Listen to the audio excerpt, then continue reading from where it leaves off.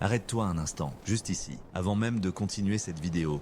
Remarque le silence entre mes mots. Cet espace, c'est de cet espace dont nous allons parler aujourd'hui. Tu connais cette situation. Une conversation, une réunion, on te pose une question. Et là, un blanc, une pause, un instant qui te semble durer une éternité. Pendant que ton cerveau cherche les mots justes, un autre dialogue, interne celui-ci, commence à hurler. Vite, dis quelque chose. Ils vont te trouver lent, incompétent, hésitant, insécure. Tu sens les regards sur toi, tu imagines leur jugement.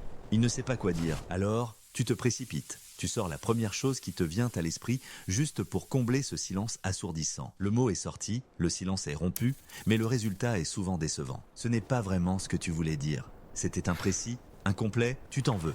Tu te promets d'être plus rapide, plus vif la prochaine fois. Tu commences à croire que cette hésitation est un défaut, une faiblesse à corriger, à éradiquer. Et si je te disais que cette croyance est entièrement fausse? Si cette pause, cette hésitation, n'était pas le symptôme d'une insécurité, mais la preuve d'une qualité rare et précieuse? Pour comprendre, il faut regarder ce qui se passe réellement dans ton cerveau pendant ce court instant de silence. Notre esprit fonctionne sur deux modes principaux, popularisés par le psychologue Daniel Kahneman. Le système 1 est rapide, intuitif, automatique. C'est la réaction instantanée. Le système 2 est lent, délibéré, analytique. C'est la réflexion profonde. La plupart des conversations quotidiennes se déroulent en système 1. On réagit, on échange des banalités. Toi, quand tu fais cette pause, tu refuses de rester en surface. Tu engages ton système 2. Ce silence n'est pas un vide. C'est un espace de travail, c'est ton atelier mental. Pendant ces quelques secondes, ton cerveau ne panique pas. Au contraire, il travaille à plein régime. Il analyse la question sous plusieurs angles. Il recherche dans ta mémoire les informations les plus pertinentes. Il évalue les différentes manières de formuler la réponse.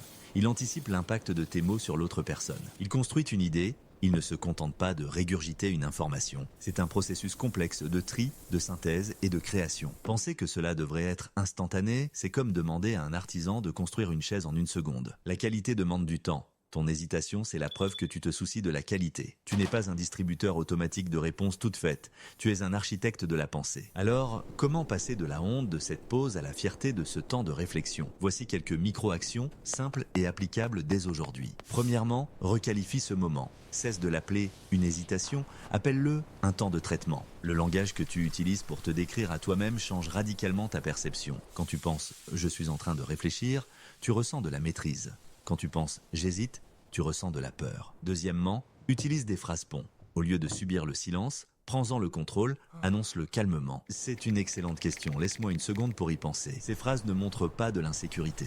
Au contraire, elles montrent que tu prends la conversation au sérieux. Troisièmement, ancre-toi dans le physique pendant la pause.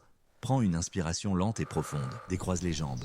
Regarde calmement ton interlocuteur dans les yeux avec un air pensif mais serein. Ce langage corporel communique le calme et la confiance, pas le doute. Quatrièmement, entraîne-toi à la concision. La raison pour laquelle tu pèses tes mots, c'est que tu cherches la justesse. Après ta pause, ne te sens pas obligé de faire un long discours pour rattraper le temps perdu. Vise l'essentiel. Une phrase claire et percutante a beaucoup plus d'impact. La valeur de tes mots ne se mesure pas à leur quantité, mais à leur densité. Mais le conseil le plus important est celui-ci.